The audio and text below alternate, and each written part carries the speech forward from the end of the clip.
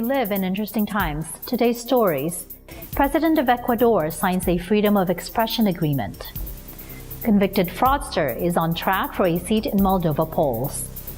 Hundreds flee U.S.-backed Syria battle for the last ISIS holdout. Maduro supporters demonstrate in Bolivar, Venezuela.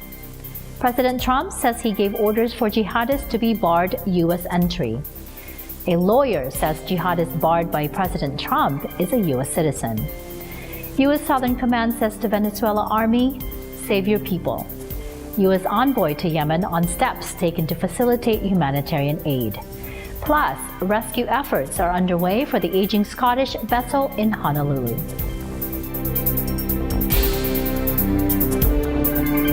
Hello everyone, I'm Anna Cui, bringing you stories from around the globe. And this is Eagle News, Washington, D.C.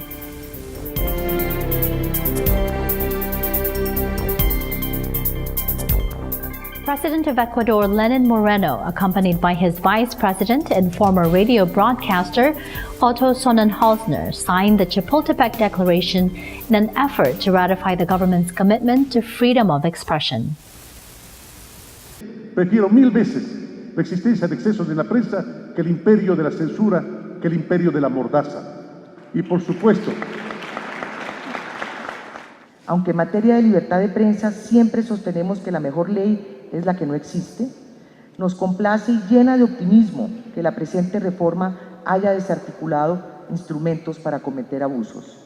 Será importante que se revisaran los abusos del Estado del pasado y se plasmaran en una memoria en algo así como el nunca más de la persecución oficial contra medios y periodistas. On the campaign trail, businessman Ilan Shor insists corruption is Moldova's most pressing issue.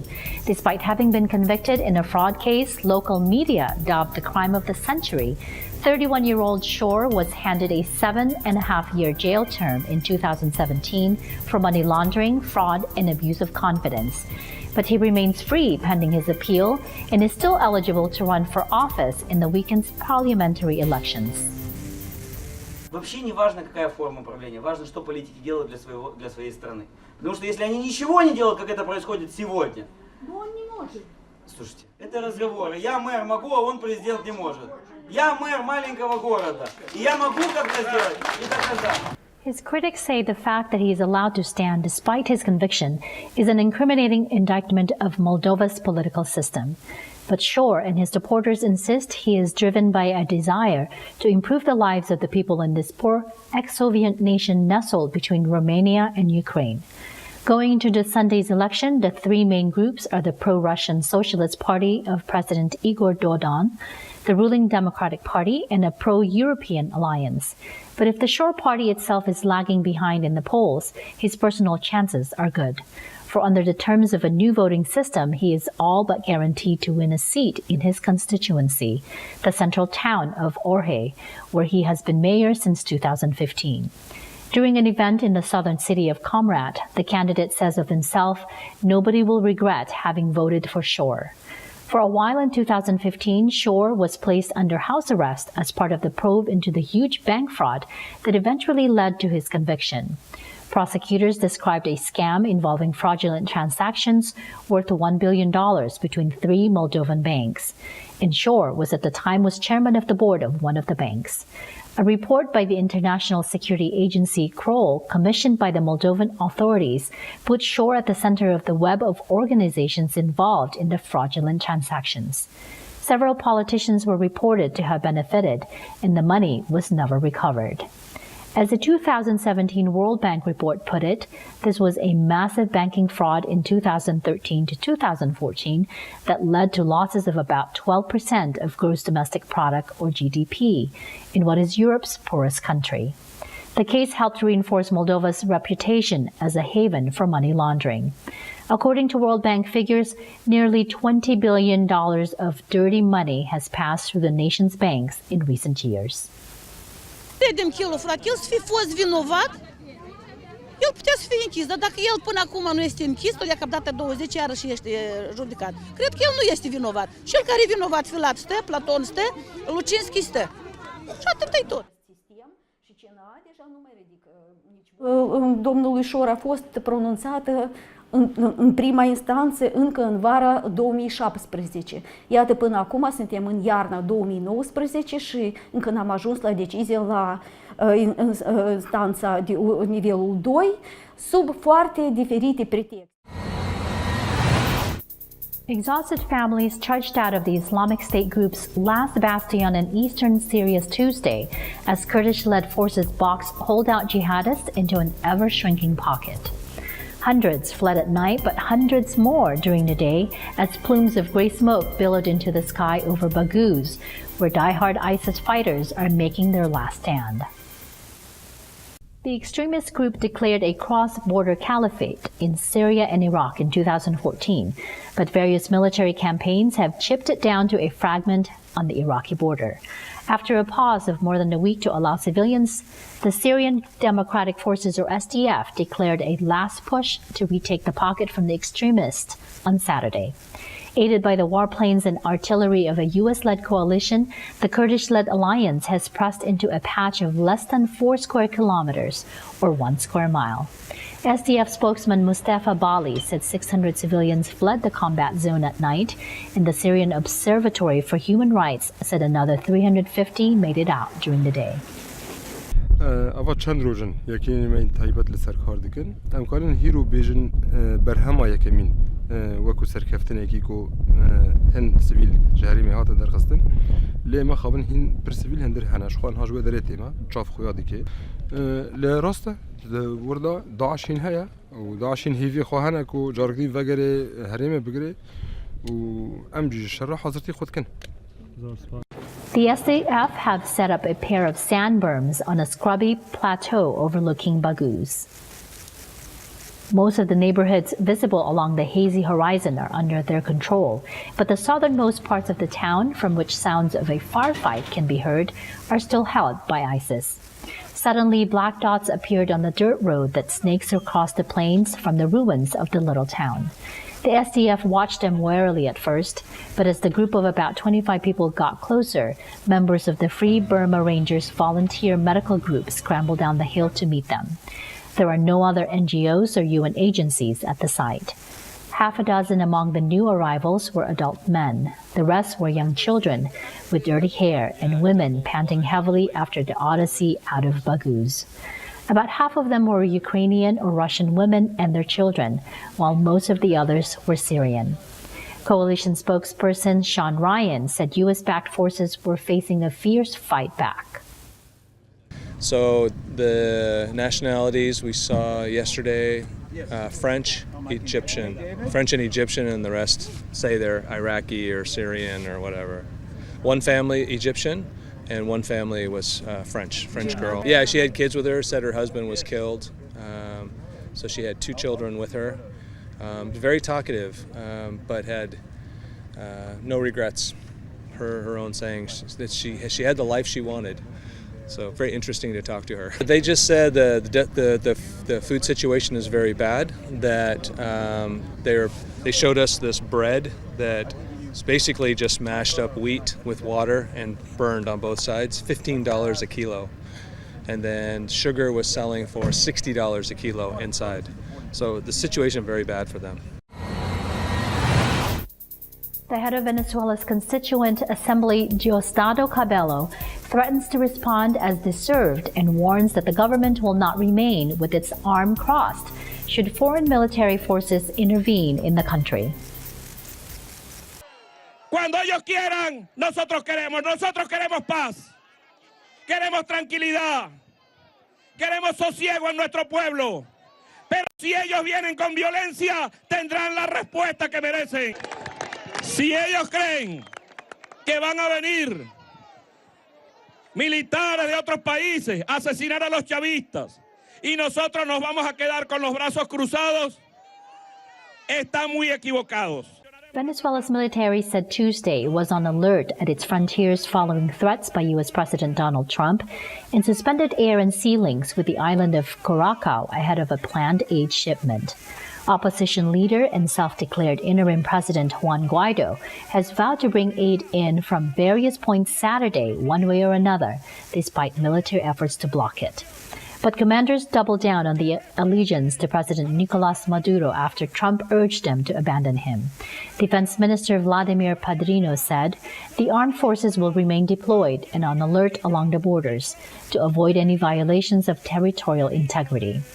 Regional Commander Vladimir Quintero later confirmed media reports that Venezuela had ordered the suspension of air and sea links with Curacao and the nearby Netherlands Antilles islands of Aruba and Bonaire.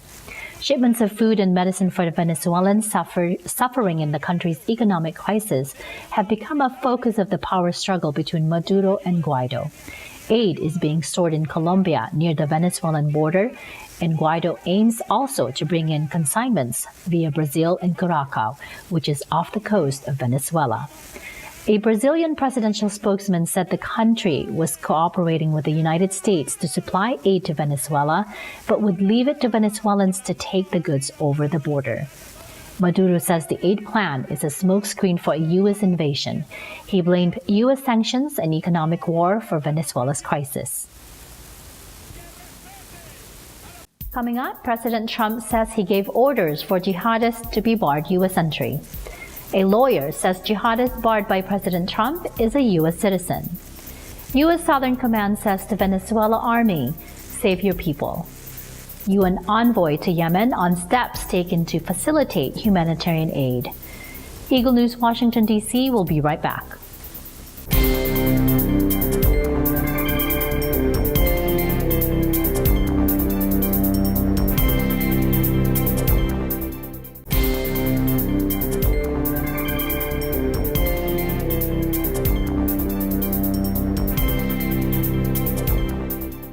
Welcome back. You are watching Eagle News, Washington, D.C. U.S. President Donald Trump says he gave orders for jihadists to be barred U.S. entry. His tweet follows a statement from the U.S. State Department saying it would refuse to take back the U.S.-born Islamic State propagandist who wants to return from Syria, arguing that she is no longer a citizen. During a press briefing with Colombian Army Chief Luis Navarro Jimenez in Miami, Craig Fowler, commander of U.S. Southern Command, warns Venezuela's military, quote, "You'll ultimately be held accountable for your actions. Do the right thing, save your people and your country." Huda Muthanna was born in New Jersey in 1994, months and months after her father ceased to be a diplomat. She's a U.S. citizen. She had a valid passport. She may have broken the law, and if she has, she's willing to pay the price. All she's asking for is due process. We cannot get to a point where we simply strip citizenship from those who break the law. That's not what America's about. We have one of the greatest legal systems in the world, and we have to abide by it.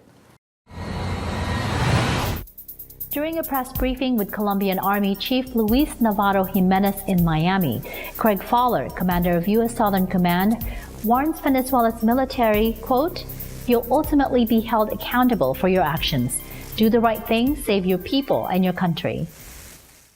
This message is for the Venezuelan military. Este mensaje es para los militares venezolanos.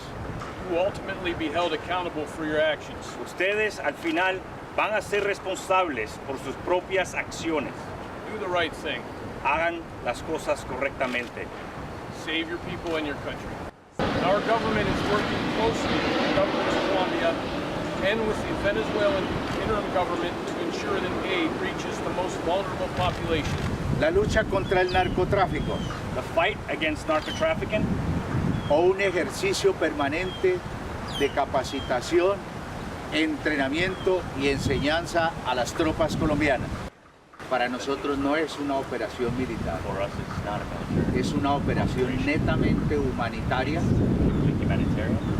y somos unos convencidos como soldados de que hay que ayudarle a nuestros pueblos antes que negar un apoyo humanitario.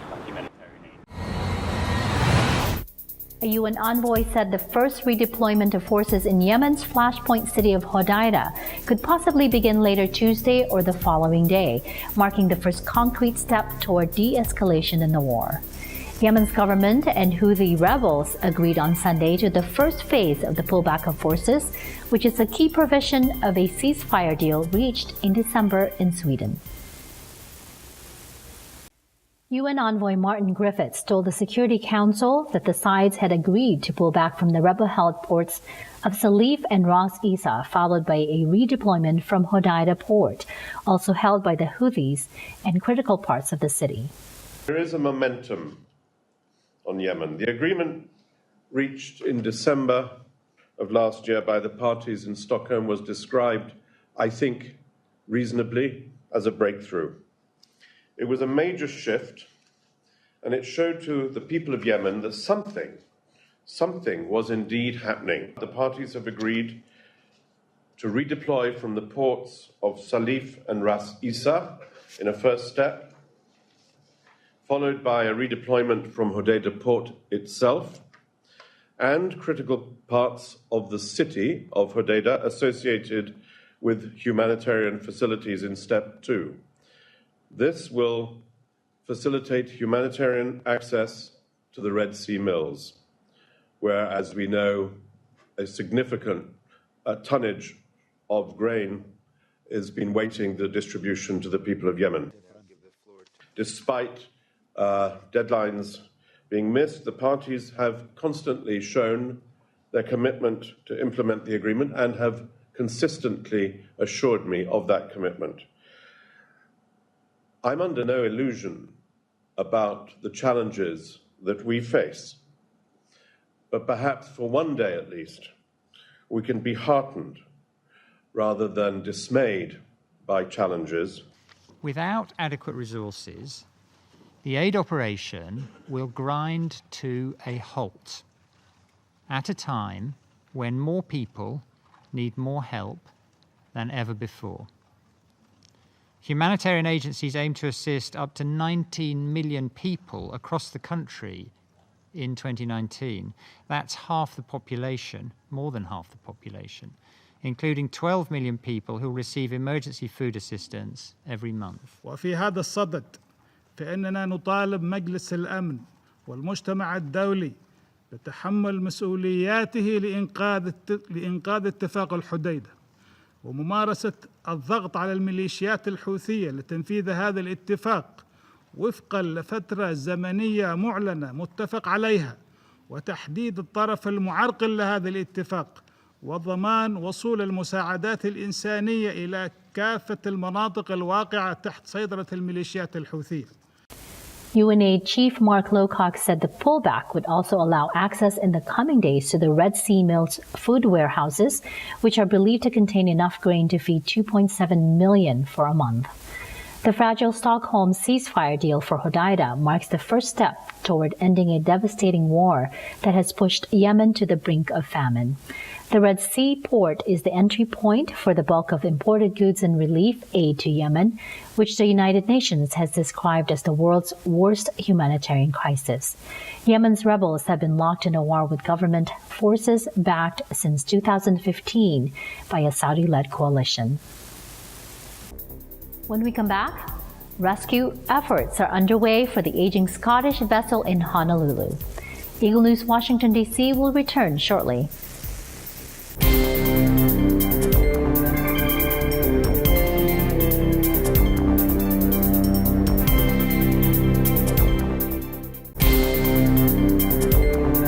This is Eagle News, Washington, D.C. I'm Anna Cui. For over 50 years, the Scottish vessel Falls of Clyde has been a landmark in Honolulu Harbor. However, due to safety and environmental concerns, the state of Hawaii has recently impounded the 140-year-old ship, ordering it to be relocated. ABC Hawaii correspondent Mio Asanas with more. The importance of it in terms of maritime history, maritime culture, is that at present she is the last surviving iron-hulled, four-masted sailing ship, sailing oil. And in fact, she, under the U.S. National Historic Landmark category, she's the last remaining sailing oil tanker. On December 12, 1878, shipbuilders Russell and Company launched the Falls of Clyde in Scotland. Her service began with her voyage to Karachi in the Indian Ocean region. She would later sail to various ports around the world for the next 2 decades. At the turn of the century, 1898, she was in San Francisco and was for sale. Captain Matson was starting his fleet of ships for commerce between the West Coast and Hawaii, and he purchased the falls. She was one of what they call the Falls Line, ships built in Port Glasgow, Scotland, and all named after one of the falls, waterfalls in Scotland. She's the last remaining one of that series. As the Falls of Clyde sailed into the 20th century, her future was put into question as new technologies in transportation were introduced. About 1907, he decided that steam started taking over, and so he sold the falls to an oil company, petroleum company, Associated Petroleum, I think was the name of it. They are the ones that converted her to an oil tanker. Before she was just a cargo and limited passenger vessel. She was changed into an oil tanker, and her primary work there was to supply the sugar plantation, primarily on the Big Island, with fuel to run the plantations, and then they would take back molasses to the West Coast. The ship's career in Hawaii ended temporarily in the 1920s, when she was converted into a bunker vessel in Alaska. Her service there would last until the 1950s, where she was later moved to Seattle, Washington. With help from Hawaii's maritime community over the next several years, school children across the brand new Aloha State raised money to bring the Falls of Clyde back to Hawaii in 1963. After years of restoration, she was finally opened to the public as a museum in 1971. Predecessor organization, Friends of Falls of Clyde, were involved in building the Maritime Center at Pier 7, and the falls was a major attraction at the Maritime Center. In the late 80s, the Bishop Museum took over the ownership of the Maritime Center and the falls, and she was restored. And that was about the time in 1988, I believe it was, that she became a National Historic Landmark. Sadly, in 2007, the Falls of Clyde was closed to visitors because of safety concerns. An independent marine surveyor estimated that at least $24 million was needed to restore the ship, with another $1 million for annual maintenance, money which the state government said it cannot afford. McEwen thought the amount was exaggerated. The next 10-plus years would be challenging for McEwen and the nonprofit organization, as they were repeatedly confronted by the state to fix the ship and leave the harbor, or face severe penalties. 2015 is when they basically gave us a month to, leave the harbor. And of course we couldn't do it. It was impossible. So that's when they impounded us. Fortunately, late last year, another nonprofit based in Scotland took interest in saving the Falls of Clyde and currently working with McEwen for a long-term solution to move the vessel back to her birthplace. We're preparing the ship. Everything that needs to go with the ship is getting on the ship, and we're just sort of keeping tabs with the shipping company, getting the details of their plans so we can coordinate with what we need to do here.